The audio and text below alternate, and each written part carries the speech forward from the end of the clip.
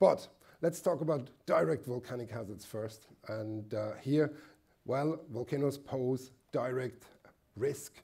And here's a few images from Hawaii, for example, but also from Etna and from La Palma in the top right. And here, infrastructure is the main problem when we have lava erupting.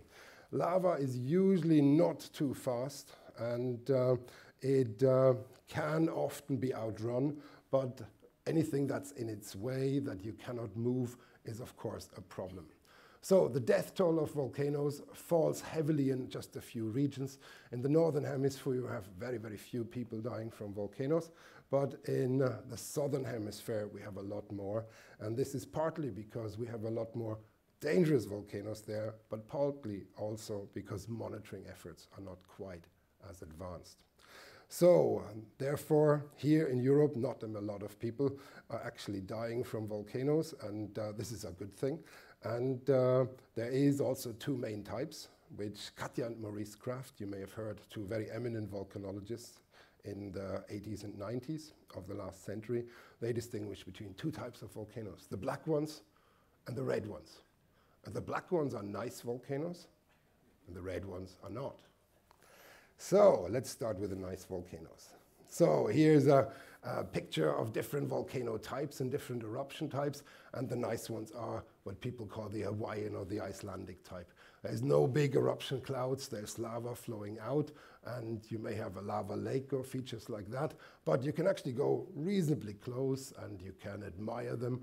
But then you have other eruption types like the Volcanian type or the Pelean type, and I'll talk about the Pelea eruption a little later, or the Plinian type, and these are much more dangerous. The Plinian type goes back to Pliny, the elder, who described the eruption of Vesuvius in 79 AD, and he also witnessed the destruction of Pompeii. So this is the worst of volcanic eruptions that we can have. So if you say to a volcanologist, a Plinian eruption, then we all go, oh, that kind of thing.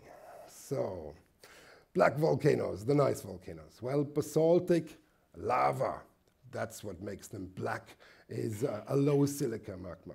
And it's usually restricted, the effects are usually restricted to very near the eruptive center, maybe a few kilometers, in the best of cases 10 kilometers or so, but usually not a lot further. Etna has this type, Iceland, Hawaii. The lava flows occur at many volcanoes, of course, and they can affect infrastructure, and they can often also affect agricultural land and the communities that are in the way, but they're generally not a huge problem for the population. People, actually just yesterday, people frequently ask me, and yesterday I had a person coming up to me asking, so how long does it take for lava to become useful land again? And well, there was a study at Etna. It takes about 900 years if you have enough moisture. If you have a look at the Timanfaya lavas on Lanzarote, there was the first lichen and mosses on them, and they're 300 years old.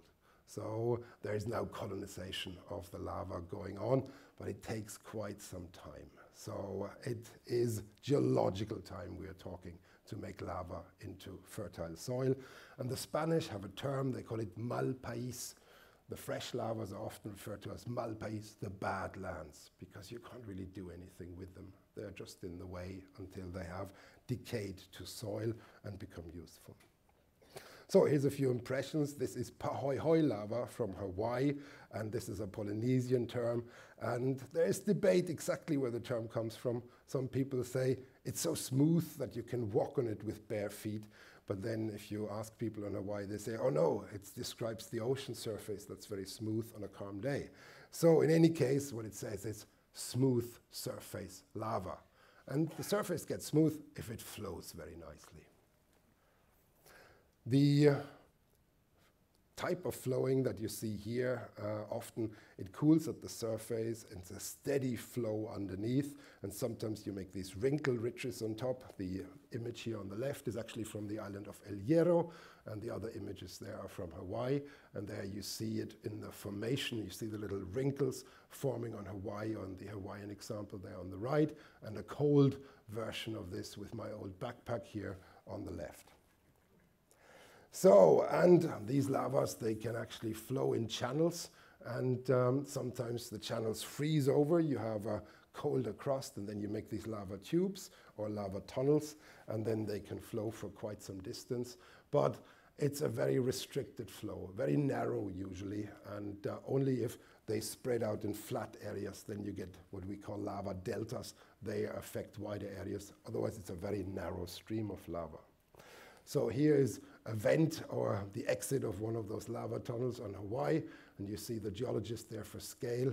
Well, I'm not sure the hardhead will really save him if there's a collapse of this area, but he is obviously very brave and admires the exit vent there, and you see how the material is now exiting the lava tunnel there, and you see these bits of crust that are partly breaking up when the lava is flowing. So this is the lava lake in Hawaii, and there every now and then you get a little bit of a burst, and here's one of those captured in a photograph, and these lava lakes are depressions filled with lava, and unless there's new lava coming in, they will freeze over eventually. And once they freeze over, lava contracts when it cools. It contracts by about 4 or 5%, and then you get these cracks, these contraction cracks, these cooling cracks as we call them, and they are then manifesting themselves as columns, as well, jointed areas. And if you think of the Giant's Causeway, for example, in Northern Ireland, a famous place with all these magma columns, then you actually see some here. You see these little polygons at the surface. If you were to cut it, you would actually have the same features as had the Giant's Causeway. So the other type, this is also a Hawaiian term, a'a lava, or blocky lava as we call it. And some people say a'a means you cannot walk on it with bare feet. Well, I don't know how true that is. My Polynesian is terrible. But I can give you an indication that it's very crumbly, very spiny lava, and it's very hard to even touch. It's not very good. You shouldn't touch this. And the image on the right is actually from La Palma, where we had this big eruption 2 years ago. And there you see a'a lava creeping into a city. And the city was, of course, evacuated. This is the town of La Laguna. And there we had the lava engulfing even the trees and the street. And yeah, when I sent that picture home, my wife was very concerned about the palm tree. And she said, will it survive? And I said, I don't know. I came back 2 months later, and I had to tell her it did not survive. So it's not so good if you're flown around by lava, you know. So, and here we see another image. This is from Iceland, and there you see that the blocky lava advances in a somewhat different way, and this is often a misconception that people have. It doesn't just flow as a regular liquid, it really works like a caterpillar. And this is that type of lava you cannot stop by digging a ditch. It will actually go over it. And this was a very unfortunate misconception in the La Palma eruption. There was the church of Todoke, and the local people were keen to save the church, and they dug a ditch just in front of the church. If you have the Pahoehoe type lava, it will actually flow into the ditch and flow away. But the a'a type lava, which is really like, well, the chains on a tank, it doesn't stop in a ditch. It will overrun the ditch, and the specialists were telling the local people that their efforts are futile, but there was a strong hope that the church can be saved, but of course it was not. The church collapsed then under the pressure of the advancing lava. So here is the example of that, and here on the right-hand side you see a little house. This was on La Palma, and it was a very strange situation. When I was there, you saw that wall of lava coming, and we witnessed the little house actually collapsing, and I have a video of this, so I'll show this when we talk about the La Palma eruption specifically. So this concept of lava flowing is known for quite some time, and here's some older drawings from Vesuvius, and there you see actually how the different type of lava is changing. In the upper part, the artist here was showing a rather wrinkly lava. In the lower part, it becomes more blocky. So this is a typical phenomenon. When the lava cools, it may actually change from Pahoehoe to blocky a'a lava, and this has been observed, of course, many hundreds of years ago already. So, and here you see similar things, and this is Vesuvius now from the other side. This is actually from the Pompeii side, looking towards the north. And we have this problem today, as I said, human efforts are often dwarfed. If our lava comes in these large walls, there's very little you can do.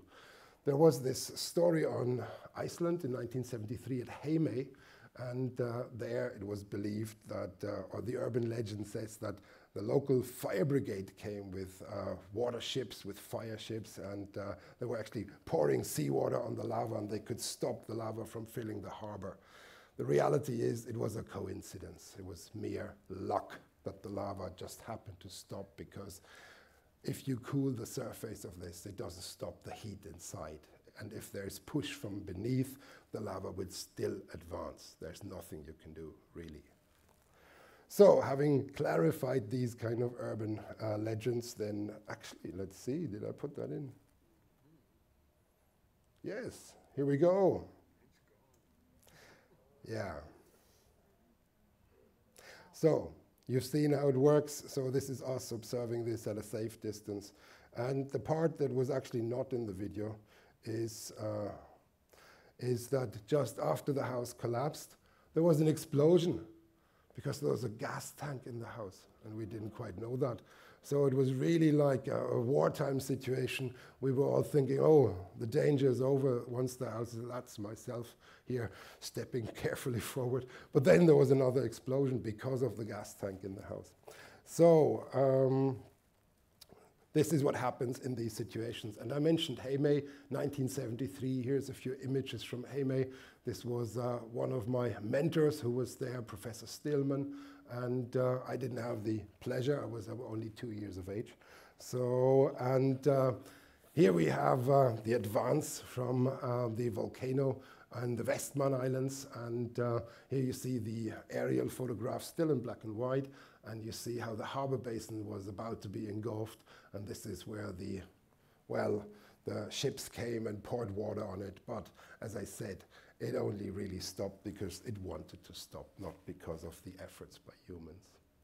So there is usually, as I said, not so much of a danger with these black volcanoes, but there's exceptions. And one of the really unfriendly exceptions was the Laki fissure in 1783. And you see this line of volcanic vents in Iceland. And this was a very unpleasant eruption. The direct effects weren't so bad, but the indirect effects were really intense because it produced a lot of fluorine, and fluorine is not very good for you. A little bit of fluorine is good for your teeth, but too much actually causes fluorosis, and then your teeth fall out. And what happened there was a lot of people starved on Iceland because of this, because the animals ate the grass, and the grass was poisoned with fluor. The animals died, the livestock died, and then the people died. So, and this led to some almost 30,000 people dying on Iceland, and it was actually a large percentage of the population at the time. And in addition, there was poisonous fluorine-rich clouds coming all the way to Europe, to the UK, to Ireland, and even to Sweden. Southern Sweden was affected. And if you go to the church records, for example, in southern Sweden, in Skåne, that's the area, you can actually, if you do statistics on them today, you can actually see there was higher mortality at the time. So Iceland does affect Europe. So volcanoes are an international problem, obviously. So this was black volcanoes, and yeah, there is a few dangers, but overall, they're not the most dangerous of volcanoes. And if they are calmly producing a lot of lava, they build up large shields, and often we call them shield volcanoes, and Hawaii has such a shield. The island of La Gomera here is also a beautiful shield shape. If you look at it from a distance, from Tenerife, for example, you can see that, and it's like a warrior shield on its backside, and that's where the name comes from. This is the largest volcano we know. It's not on Earth. It's actually on Mars. It's Olympus Mons, and it's well, 70,000 feet high, as it says there, and it's 340 miles across. Why are the volcanoes on Mars so big? Well, it's because Mars has no plate tectonics. So once you have a feeding system of magma and no plates are moving, then you can build up these large volcanoes. Here in the Canaries, as we said, the plate is moving ever so slightly at 2 centimeters a year. We have a stationary magma supply, and the plate is moving away. You make one volcano after the next. But if we were on Mars, all of the Canary Islands would be superimposed on top of each other, making a giant volcano. And that's why Olympus Mons on Mars is so big. So there is the case of Surtsey, and I need to talk a little bit about that because black volcanoes, as I said, are usually not so dangerous. But again, there's exceptions, and that is if you have water and magma interacting. And in 1965, this little island formed, Surtsey, and it erupted, and it's still there. Nowadays, there's worries that it might disappear again because these islands, if they don't continue to produce new rocks, then they will actually, well, vanish at some point. Wind and weather will take them, will grind them down. But this was a big scientific revelation at the time because it was rather explosive, despite the fact that it was dark basaltic lava. And that is because a lot of the water was converted to steam, and that makes the explosions. We even refer to it as a Surtseyan type, a hydrovolcanic eruption today when we see things like that.